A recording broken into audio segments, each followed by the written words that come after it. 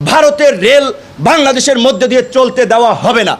প্রয়োজনে আমরা দেশবাসীকে অনুরোধ জানাবো, এই সরকার যদি রেল আপনার পথ দেওয়ার বন্দোবস্ত করে বাংলাদেশের কৃষক, শ্রমিক, আপামর জনতা মুক্তিযুদ্ধের মতো ওই রেল লাইন জ্বালিয়ে দিতে হবে, পুড়িয়ে দিতে হবে। বাংলাদেশের মধ্যে দিয়ে বাংলাদেশের স্বাধীনতা সার্বভৌমত্বকে বিপন্ন করে ভারতীয় কোনো রেল লাইন বাংলাদেশে চলবে না, চলবে না। অনতিবিলম্বে ভারতের সাথে হওয়া সকল অন্যায্য চুক্তি, স্বাধীনতা সার্বভৌমত্ব বিরোধী চুক্তি বাতিল করতে হবে। এতদিন যা করেছেন, এতদিন বাংলার তরুণরা রুখে দাঁড়ায় নাই।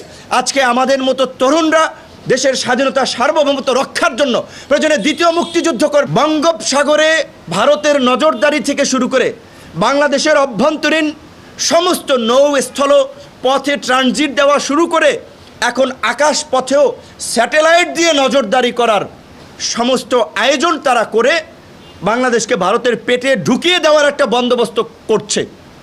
এইটা কি কোনো দেশ করতে পারে? এই রকমের একটা প্রতিবেশী দেশ। আমরা যতই অসাম্প্রদায়িকতার কথা বলি, আমরা যদি সৌহার্দ্যের কথা বলি, ভারত পৃথিবীর বুকে তারা একটা হিন্দু রাষ্ট্র হিসেবে ভারতকে কায়েম করতে চায় নরেন্দ্র মোদীর সরকার। সেই ক্ষেত্রে তাদের প্রধান এইখানে বাংলাদেশের মতো একটা মুসলিম সংখ্যাগরিষ্ঠ রাষ্ট্রকে তারা প্রতিবন্ধকতা হিসেবে দেখছে।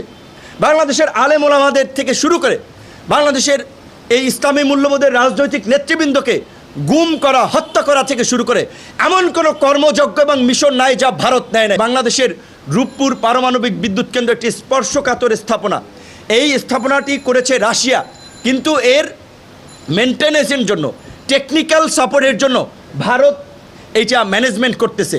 এই যে পারমাণবিক যারা বিজ্ঞান পড়ছেন তারা জানেন, সংক্ষেপে বললে পারমাণবিক এই বিক্রিয়াগুলো হচ্ছে আপনার অণু বা পরমাণু ভেঙে দুইটা হয়, দুইটা ভেঙে চারটা হয়, যেটাকে বলে একটা চেইন বিক্রিয়া। এটা একটা বাড়তেই থাকে।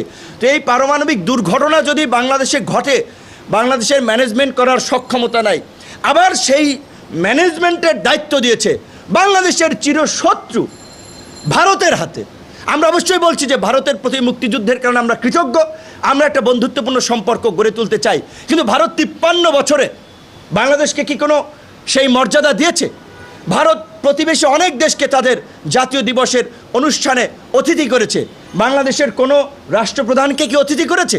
বরঞ্চ আমরা এইবার দেখলাম যে প্রধানমন্ত্রী শেখ হাসিনা যখন দিল্লি গিয়েছেন, নিউজ 18 থেকে শুরু করে অনেক পত্রপত্রিকা লিখছেন বাংলাদেশের মুখ্যমন্ত্রী এয়ারপোর্টে অবতরণ করছে।